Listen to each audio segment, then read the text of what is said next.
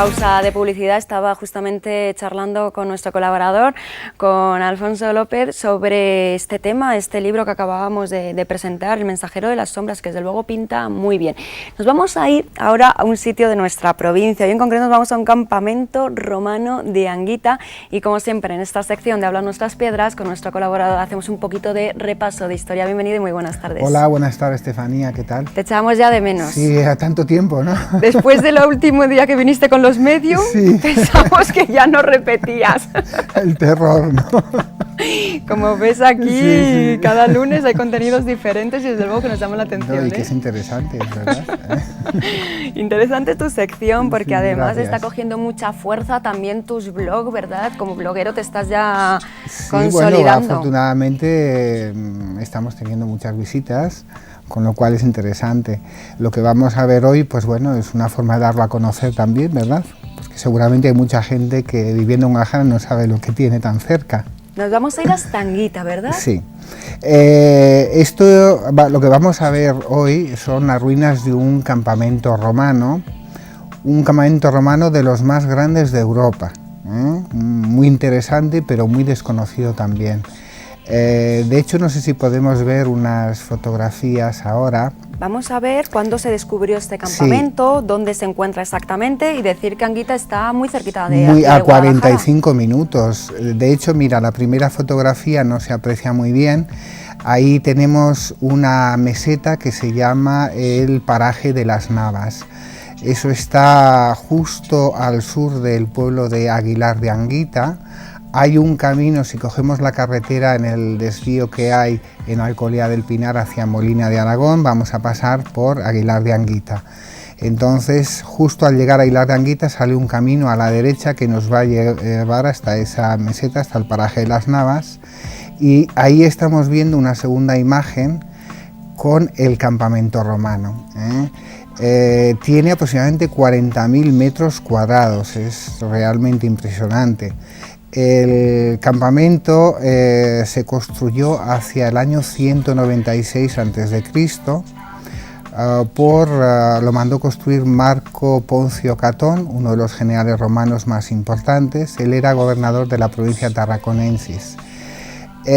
Cuando los romanos deciden invadir España, porque ellos ya habían peleado durante casi un siglo contra los cartagineses, pues bueno, hasta que llegan a la meseta, hasta que llegan a las inmediaciones de Alcolea del Pinar, pues fue un paseo militar. Empiezan los problemas cuando acceden a la meseta, y por esa razón el general Catón se ve obligado a construir este campamento. En latín se llamaba castra hiberna, que quiere decir un campamento de invierno, un campamento fijo. De hecho, este campamento se construyó para someter a los arebacos, que eran los pueblos más indómitos de la zona, pueblos que vivían en las inmediaciones de Sigüenza, de Atienza, y este campamento estuvo activo durante más de 150 años. Es un campamento muy grande, ya hemos dicho que tenía 40.000 metros cuadrados, cabían 2 legiones, 8.000 hombres, con sus caballos, con sus pertrechos, sus pertenencias, sus armas. Y bueno, ahora vamos a ver unas fotografías muy interesantes. Los metros tienen una anchura aproximadamente de 2 metros, el ancho de la muralla, ¿no? Los muros. Desgraciadamente, pues los lugareños han ido cogiendo las piedras para hacer cercados. En algunos casos han aprovechado también el perímetro del campamento para, bueno, hacerlo como de pared y hacer estos cercados para guardar los animales. Hay que pensar que la altura de esos muros era alrededor de entre 4 y 6 metros de altura, o sea que era un sitio inexpugnable. Se puede dar un paseo y recorrerlo claramente, porque se puede seguir la pista de la muralla, de los cimientos de la muralla, queda muy poco. A principios de siglo la altura era aproximadamente 1 metro. Hoy en día estará sobre el medio metro, con lo cual puedes imaginar la cantidad de piedras que han ido desapareciendo, ¿no? ¿En qué estado se encuentran actualmente Sí, pues mira, el estado es lamentable, como ocurre con todo el patrimonio español y en concreto de la provincia de Guadalajara. Vamos a aprovechar tu programa para hacer una denuncia porque alguien debería intervenir. Según mi opinión, se debería construir un parque temático. Sería interesante enseñar la historia a los niños, especialmente siendo uno de los campamentos más grandes de Europa. Esto es una fotografía que tomé hace unos 30 años. Ya había una excavación ilegal en el pie de esa escalera que daba acceso a una de las torres que había antiguamente, y si no se hace nada, pues seguramente se irá perdiendo.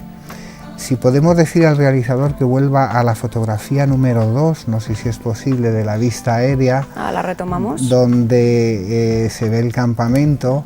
El campamento no está excavado. El marqués de Cerralbo, que fue quien lo descubrió a principios de siglo, encontró algunas piezas celtíberas.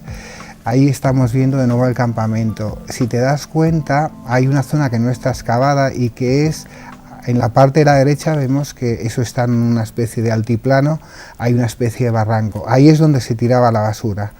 Podemos imaginar que en 150 años de vida militar, pues la cantidad de basura era ingente, tremenda. Ahí, si se desenterrara pues esa parte, seguramente podrían aparecer cosas muy interesantes. Y pienso que la basura está ahí porque era la única parte que no molestaba la visión de los centinelas de la muralla. Qué curioso. Nos gustaría conocer también un poquito más acerca de los legionarios que vivieron en estos campamentos. ¿Qué se sabe de ellos? Pues bueno, la verdad que la vida legionaria era muy dura, pero era muy interesante también. A partir de Trajano, el ejército, digamos que ya adquiere una profesionalidad muy grande. El ejército romano llegó a tener hasta 2 millones de hombres. Puedes imaginar lo que eso suponía. La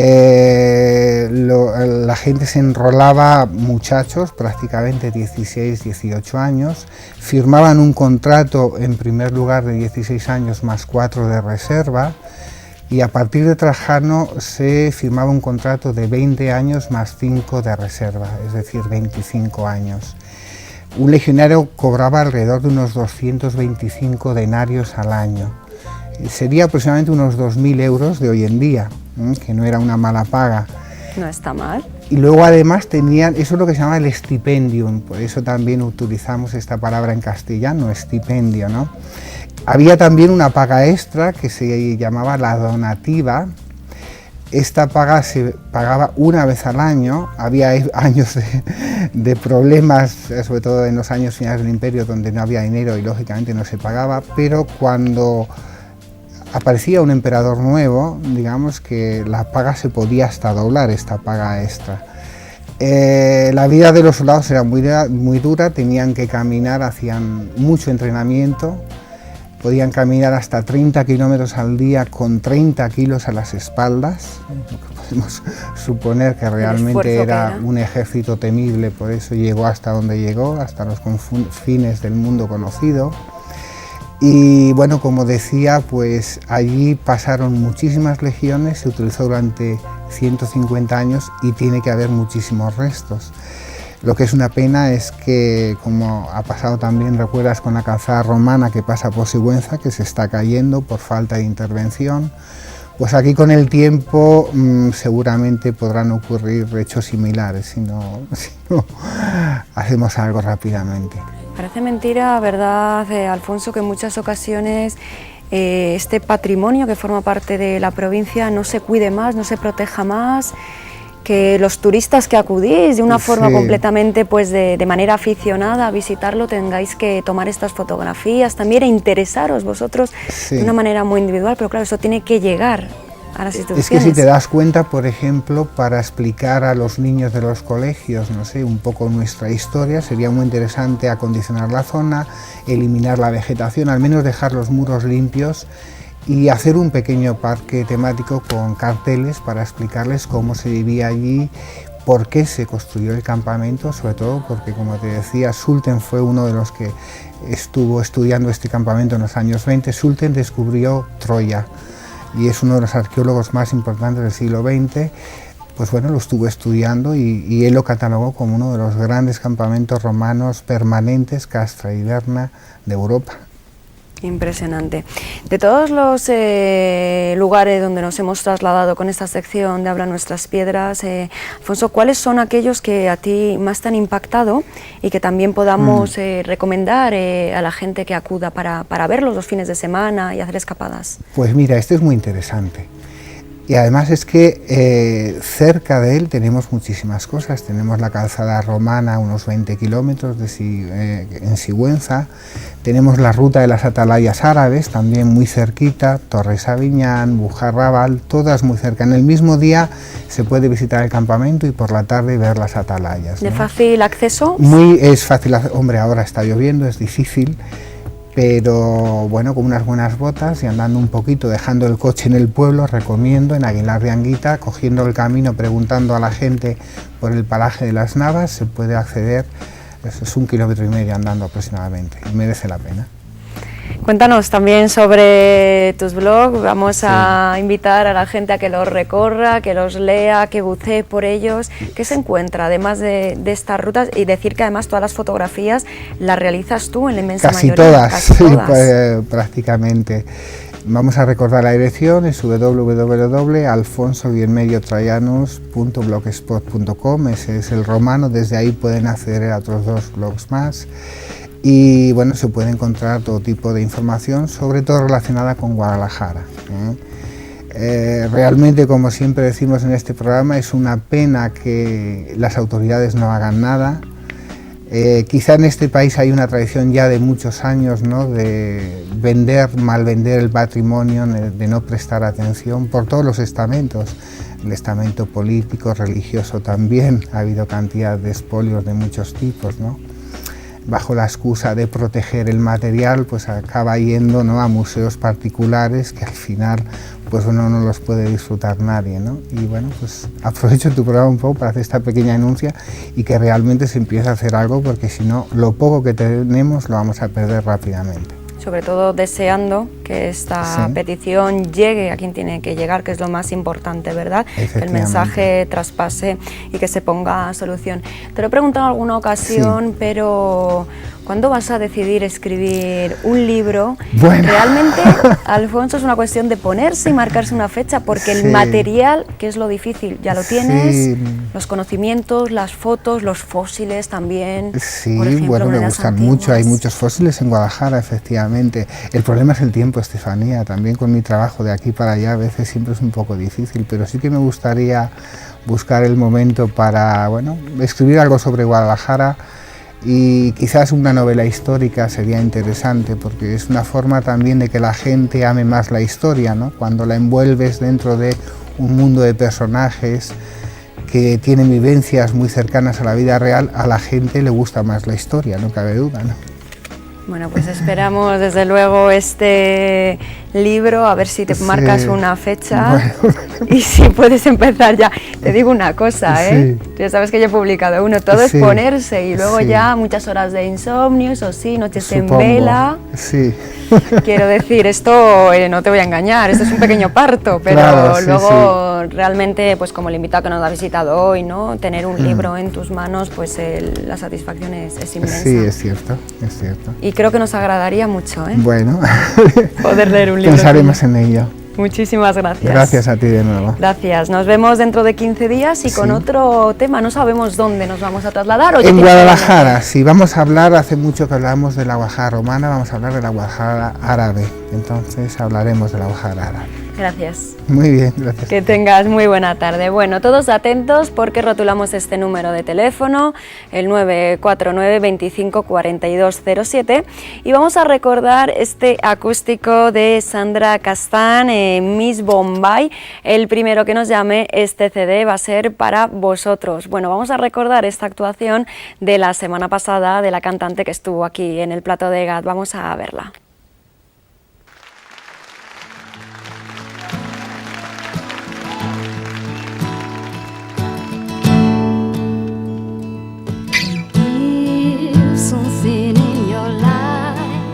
It's not good for you. Remove it. If something in your life makes you want to smile, hold it.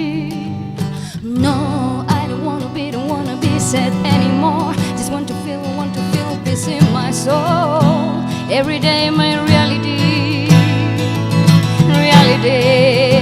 If you make me feel badly, if you don't want to be my angel, I don't want you by my side anymore.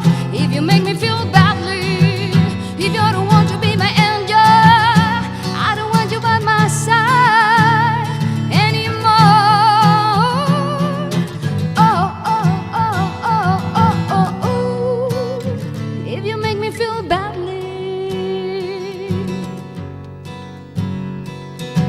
If you think all is lost, I assure you it's not. Believe me, you should not be afraid to change. Choose another way. Go on. No, I don't wanna be sad anymore. Just want to feel peace in my soul. Every day my reality. If you make me feel badly, if you don't want to be my angel, I don't want you by my side anymore. If you make me feel badly, if you don't want to be my angel, I don't want you by my side anymore. Oh, oh, oh, oh, oh, oh, oh. If you make me feel badly. Oh, oh, oh, oh, oh, oh, oh. If you make me feel badly. Try to tell you you must go on with your life and decide what you do. Surround yourself with all the beautiful things that the universe gives you.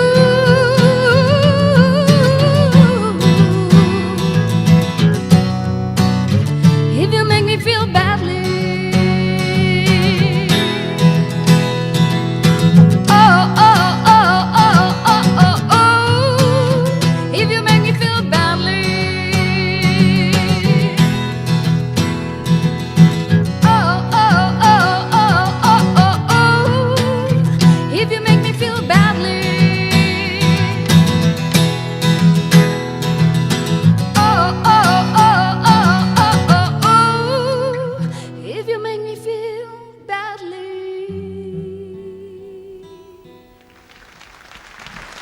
Bueno, no nos ha podido acompañar la doctora Irene Matarranz, como habíamos anunciado en este sumario, por problemas personales, familiares. Irene, te mandamos un beso muy fuerte y te vemos dentro de muy poquito en el programa. Vamos a seguir charlando y es que nuestras colaboradoras son absolutamente colaboradores Airbag y justamente si teníamos unas imágenes preparadas sobre El Camino del Cid, una producción propia realizada por Televisión Guadalajara, que a partir del martes, miércoles, jueves y viernes no habrá Magazine GAT, yo no estaré, pero sí que vamos a poder ver estos programas realizados aquí en la casa y además cuidados que teníamos ya muchas ganas de compartir con vosotros. Será en horario habitual y desde luego podemos decir que Alfonso López, nuestro colaborador, sabe muchísimo sobre esta ruta tal vez un poquito más desconocida del Cid que realizó por nuestra provincia, por Guadalajara.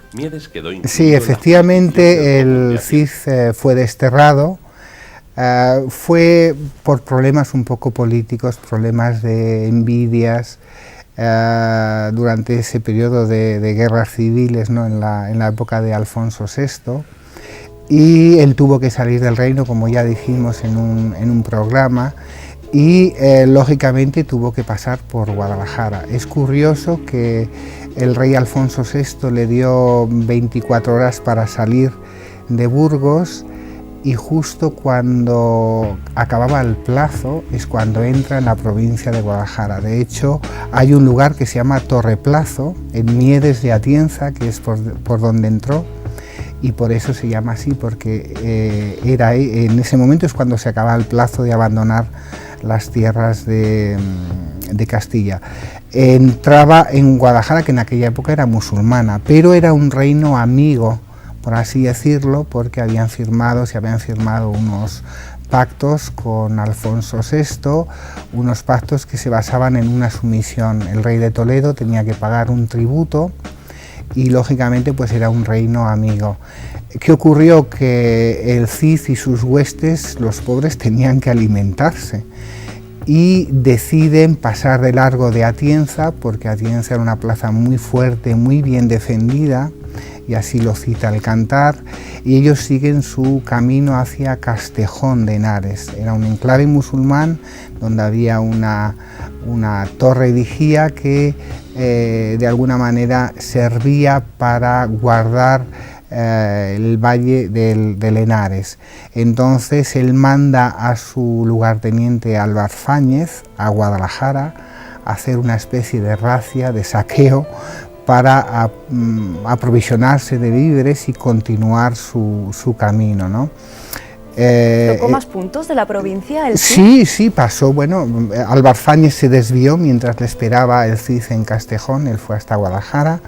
Una vez que volvió con vacas, con alimentos, se volvieron a juntar y siguen su camino, pasan por Anguita. Hemos hablado antes de Anguita. Hay una cueva en Anguita que es donde se dice que pasó la noche el Cid, la cueva del Cid le llaman. Bueno, es algo anecdótico, pero se puede visitar, está cerca del Pinar y bueno, pues pudiera ser que ahí se escondió con algunos de sus hombres. Sigue hacia el señorío de Molina. Dentro de Guadalajara pertenecía al reino musulmán de Toledo y el señorío de Molina pues era un reino más o menos independiente. Lógicamente rendía tributo al rey de Toledo, quien a su vez rendía tributo al rey de Castilla y de León. Pero eran muy buenos amigos, entonces él se habitualla y continúa su camino hacia Zaragoza, entra en el Valle del Jalón, y bueno, ahí empieza el camino del Cid lleno de aventuras muy interesantes. Él vuelve a Guadalajara después de tomar Valencia, él vuelve a Guadalajara y es cuando le dice a Bengalbón, con el que se llevaba muy bien. ¿Quién era? Era el rey, el señor de Molina de Aragón, de este reino, pequeño reino independiente musulmán. Era un hombre de frontera como el Cid, un hombre duro, recio como él, y por eso se llevaba muy bien, tenían muchas cosas en común, de religiones distintas, pero hombres de armas al fin y al cabo y muy amigos. Y tal era la confianza que tenía en este hombre que le pide por favor que acoja a su mujer y a sus hijas, y de hecho estuvieron en Molina de Aragón. Hay otra parte del Cantar que ya parece un poco una historia más novelada, que es cuando se habla de la afrenta de Robledo de Corpes, un pueblo muy cerca de Atienza, en Guadalajara también, donde supuestamente las hijas del Cid son violadas, y ahí es otra historia que se va complicando y bueno, que al final acaba con un duelo de los infantes de Carrión con dos hombres del Cid. Al final en esa pelea mueren los infantes de Carrión y el honor del Cid pues bueno, vuelve a ser recuperado, por así decirlo. Háblanos, es una por historia favor, muy interesante. de las algaradas del Cid. Sí, las algaradas del Cid, algara es una palabra árabe que quiere decir ataque rápido.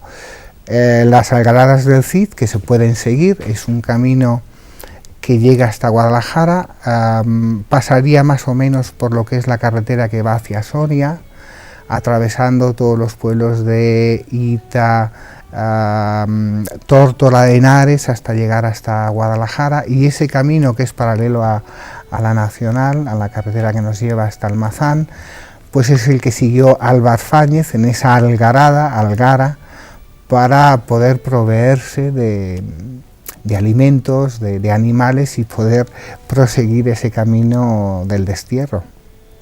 Muchísimas gracias, Gracias a vosotros. por acompañarnos, gracias por estos apuntes también, y desde luego hemos podido ver estas imágenes, tiene una pinta estupenda. Decir que fue una producción realizada hace ya tiempo aquí en Televisión Guadalajara, una producción de la casa en la que además recuerdo un fin de semana en el que pudimos ir varias personas de la tele, estuvimos ahí y lo pasé fantásticamente bien. Todavía quedan estas imágenes que tenemos colgadas por nuestras redes sociales, y finalmente vamos a poder ver todos estos capítulos. Será el martes, miércoles, jueves y viernes, no habrá por lo tanto magazine en el horario habitual, ya lo sabéis, en directo como siempre de 5 a 6, pues podremos ver estas en diferentes rutas del Camino del Cid que tocan nuestra provincia. Y sí que compartir también con todos vosotros que el magazine Guadalajara al Día ha sido premiado como el mejor magazine en esta 4ª edición de los premios conmemorativos del Día Internacional de la Televisión.